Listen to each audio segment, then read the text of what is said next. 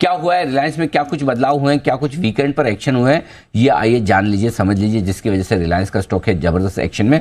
नुपुर हमारे साथ तैयार है बताने के लिए सारी डिटेल्स। नुपुर बताइए क्या है रिलायंस में पूरा एक्शन।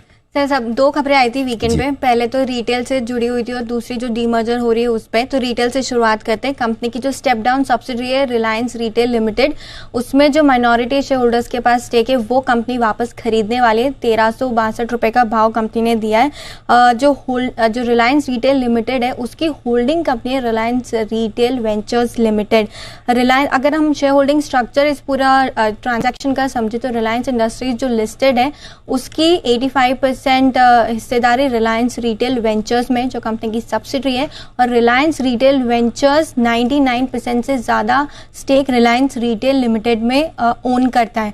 बेसिकली रिलायंस सबसे नीचे रिलायंस रिटेल, यस सर, ठीक है, उसकी लगभग 99% होल्डिंग है रिलायंस रिटेल वेंचर्स। इसमें एक वेंचर्स आगे लग गया ऊपर, करेक्ट सर, वो बन गई होल्डिंग का। अब रिलायंस रिटेल वेंचर्स की होल्डिंग कंपनी है रिलायंस इंडस्ट्रीज, जिनके पास 85% हिस्सा रिलायंस रिटेल वेंचर्स में, बराबर। तो ये तीन हो गए, दादाजी, पिताजी, बेटा। हाँ। अब पोता हो गया, बेटा तो बीच वाला हुआ ना, ऐसे क्या करता। हाँ, तो ठीक है, 3 जनरेशन होगी, Reliance industry, Reliance retail ventures और फिर रिलायंस रिटेल। अब बताइए ये जो बायबैक वगैरह जो किया गया, बायबैक के जो वापस खरीदे जा रहे हैं शेयर, इक्विटी रिडक्शन हो रहा है, वो किस में हो रहा है, किस दाम पर हो रहा है, क्यों हो रहा है, जरा समझाइए।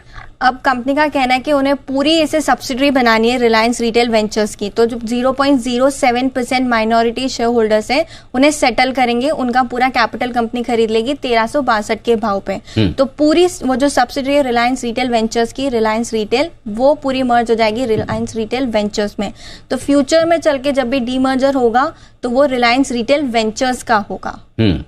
करेक्ट, जो रिलायंस इंडस्ट्रीज की 85% सब्सिडरी वाली कंपनी है। अब यहाँ पे वैल्यूएशन अगर हम सर देखें तो नॉर्मली रिलायंस रिटेल में जो ऑफलाइन स्टोर्स का बिजनेस आता था और जो कंपनी ने काफी सारे ऑनलाइन वेंचर्स और जस्ट डायल और ये सारा कारोबार पूरा का पूरा कंसोलिडेटेड रिलायंस रिटेल वेंचर्स के अंदर आता है। तो वैल्यूएशन रिलायंस रिटेल वेंचर्स को दिए जाते हैं, ब्रोकरेज जितने वैल्यूएशन देता है वो इस पे देता है। और इस भाव पे अगर हम देखेंगे तो करीबन 9.5 लाख मतलब 9,35,000 करोड़ के आसपास के वैल्यूएशन मिलते हैं।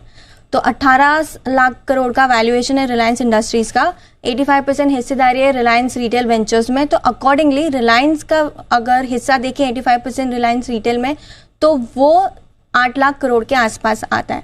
तो टोटल रिटेल कारोबार का वैल्यूएशन 9.5 लाख के आसपास का, 9.5 लाख करोड़ का वैल्यूएशन दिया जा रहा है इस वैल्यूएशन पे, इस भाव पर जी।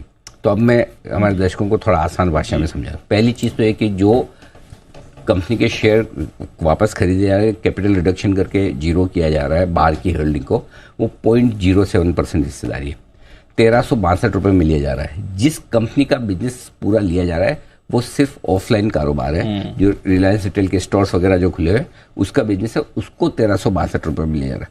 अब बहुत सारे लोगों को क्या लग रहा है कि भाव तो 2700 रुपये ग्रे मार्केट में चल रहा था या आपस में ट्रेड हुए, वो 1362 में।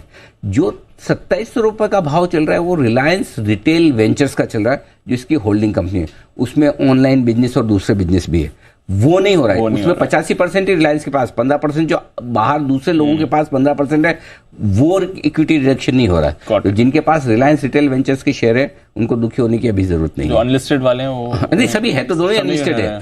रिलायंस रिटेल वेंचर्स की भी अनलिस्टेड है, परेशान नहीं हो। हाँ, और उसका वैल्यूएशन 9.5 लाख करोड़ के आसपास किया गया है। यानी कि ओवरऑल रिलायंस का 50% बिजनेस का वैल्यूएशन रिलायंस रिटेल का है। 18 लाख करोड़ में से 9 लाख करोड़ ब्रॉडली समझ लीजिए, और उसमें 85% रिलायंस के पास है, 15% बाहर जनता के पास में, जिसमें बहुत सारे फंड भी हैं दुनिया भर के, बाकी रिटेल इन्वेस्टर भी है। तो बिना समझे कल काफी लोग वीकेंड पर बड़े दुखी हो रहे थे, ट्विटर पर हंगामा मचा के रखे हुए थे कि भाई ये तो 27 रुपए ग्रे में भाव चल रहा था, ये तो 1362 में ही ले लिया जी।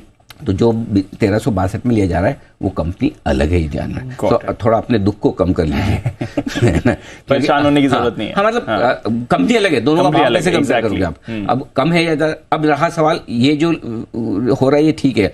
अब दीप इसको करीबन इसका वैल्यूएशन मार्केट में लोग 2 लाख करोड़ के आसपास का मान के चल रहे थे और इन्होंने क्या करीबन 1,40,000 करोड़ का, तो 30% डिस्काउंट पर है जो मार्केट जनरली अनलिस्टेड कंपनियों में, लिस्टेड कंपनियों के मुकाबले में आपको वो वैल्यूएशन मिलते नहीं है। Correct. और वो भी अगर आप रिलायंस के जो फिजिकल बिजनेस का जो स्टोर्स का बिजनेस है उसको अगर आप डीमार्ट से कंपेयर करें तो डीमार्ट तो अपने आप में इतना महंगा बिकता ही है हमेशा। तो डीमार्ट लिस्टेड है और डीमार्ट को जो वैल्यूएशन मिलते हैं वो आपको अनलिस्टेड में मिलेंगे नहीं। तो उस लिहाज से मुझे नहीं लगता कि बहुत ज्यादा डीप डिस्काउंट पे उन्होंने किया हो। 25-30% का डिस्काउंट है जो मार्केट में लोग मान के चल रहे थे कि 2 लाख करोड़ इसका वैल्यू होना चाहिए, 1,40,000 करोड़ के आसपास का है, तो उतना ही फर्क है।